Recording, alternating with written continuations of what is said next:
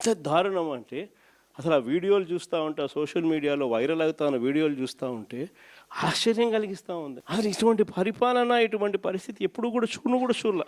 ఏ స్థాయిలోకి వెళ్ళిపోయిందనంటే ఈ జంగల్ రాజ్యం అనేది నిజంగా అనుకుంటేనే ఆశ్చర్యం కలిగించే విషయం. నిజంగా సమాజంలో ఉన్నామా లేమా, అసలు ఏం జరుగుతూ ఉంది?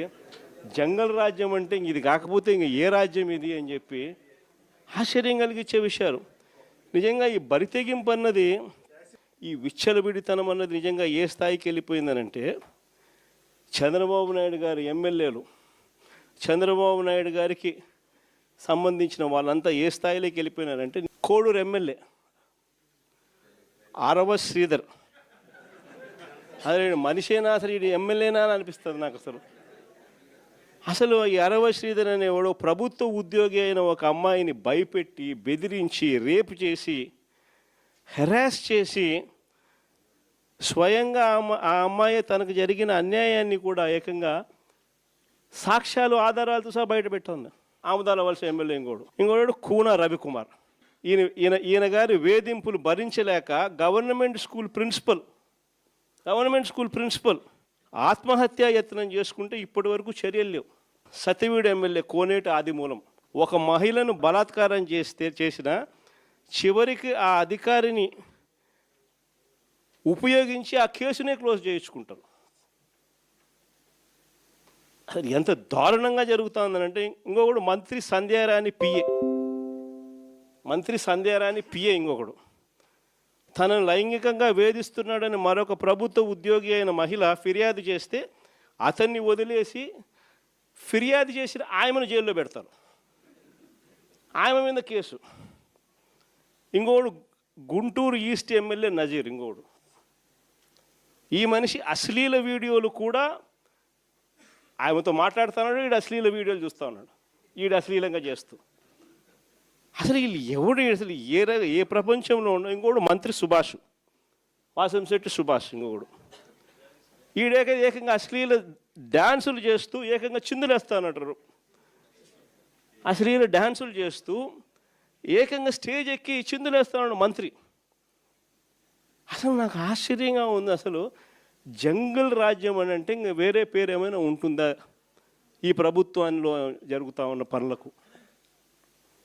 అసలు ఈ స్టేజ్లోకి ఒక ప్రభుత్వం పోవడం ఏంది?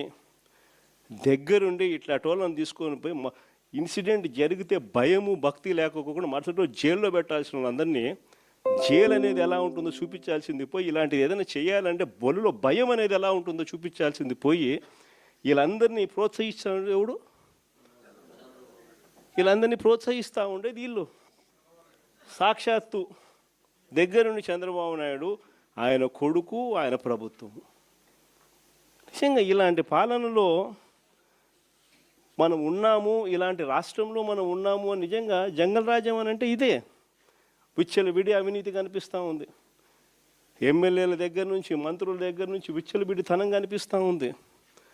విపరీతమైన కరప్షను, పోలీసులు రెడ్ బుక్ రాజ్యాంగం. ఏ మనిషి తప్పు చేయకపోయినా కానీ దొంగ సాక్ష్యాలు, దొంగ కేసులు పెట్టి బెదిరిస్తూ ఉన్నారు, తీసుకొని పోతున్నారు, అరెస్టులు చేస్తూ ఉన్నారు. ఒకవైపున ఇవన్నీ, మరోవైపు చూస్తే ఎన్నికలప్పుడు చెప్పినటువన్నీ అబద్ధాలు, అన్నీ మోసాలు. మరోవైపున మంచి పథకాలన్నీ రద్దు. ఇంకోవైపు చూస్తే వ్యవస్థలన్నీ కొలాప్స్. ఈ మాదిరిగా సాగుతూ ఉంది చంద్రబాబు నాయుడు పాలన. ఇలాంటి దుర్మార్గమైన పాలన మధ్య వైఎస్ఆర్సీపీ కార్యకర్తలు ప్రజల తరపున నిలబడే ఒక గొప్ప యజ్ఞం చేస్తూ ఉన్నారని చెప్పి గర్వంగా చెప్తాను. ఇలాంటి పాలన మధ్య ప్రజలకు నిజంగా వైఎస్ఆర్సీపీ పార్టీ అవసరం ఉంది. ప్రతి కష్టంలోనూ మనకు ప్రజలకు తోడుగా ఉండాల్సిన ధర్మం మన మీద ఉంది. కాబట్టి నేను మీ అందరికీ కూడా ఒకటే చెప్తా ఉన్నా, చూస్తా 2 ఏళ్ళు అయిపోయింది. ఇంకా కళ్ళు మూసుకొని కళ్ళు తెరిచేసరికి ఇంకా 3 ఏళ్ళే ఉంది. ఈ 3 ఏళ్లలో కూడా ఇంకొకటిన్నర సంవత్సరం గడిస్తే ఆ తర్వాత నా పాదయాత్ర కూడా స్టార్ట్ అవుతుంది.